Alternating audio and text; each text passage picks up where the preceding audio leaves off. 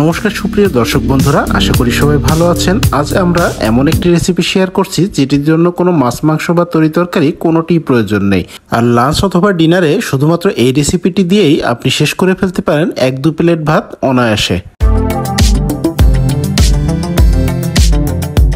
এই রেসিপিটি তৈরি করার জন্য আমরা এখানে নিয়েছি ধনিয়া পাতা, পেঁয়াজ কুচি, কাঁচা লঙ্কা ও 200 গ্রাম পরিমাণ মসুরির ডাল।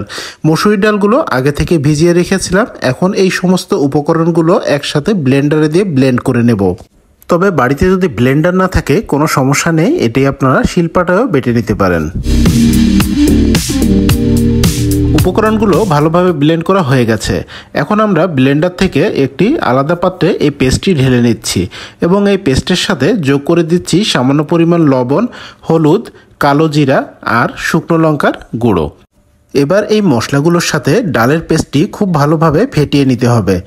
আমরা এখানে হাত দিয়ে এভাবে ফেটিয়ে নিচ্ছি। আপনারা চাইলে বিটারও ব্যবহার করতে পারেন, তবে হাত দিয়ে এভাবে ঘন ঘন নাড়িয়ে ফেটিয়ে নিলে এই রেসিপিটি খেতে কিন্তু দারুণ লাগে।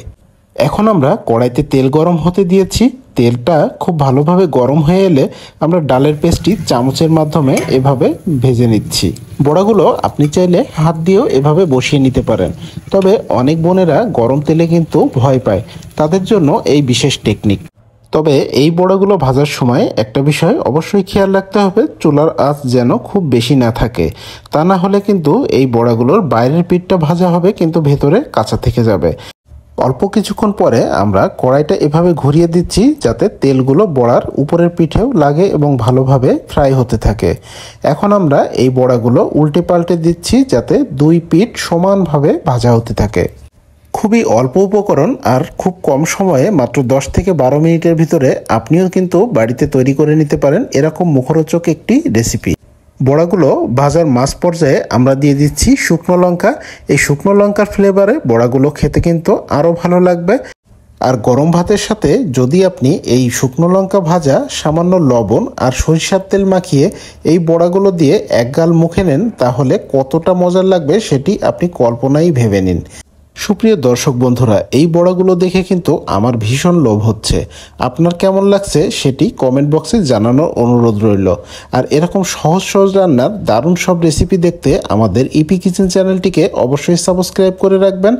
আমরা এখন এই বড়াগুলো ভেঙেও দেখাবো আর দেখাবো খেতে কতটা মজা হয়েছে। আর এখন নিচ্ছি লইট্টা মাছের ভর্তা।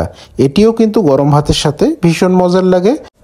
দেখুন বন্ধুরা, বড়াগুলোর ভেতরে কিন্তু একদম সফট আর বাইরে কিন্তু একদম মচমচে।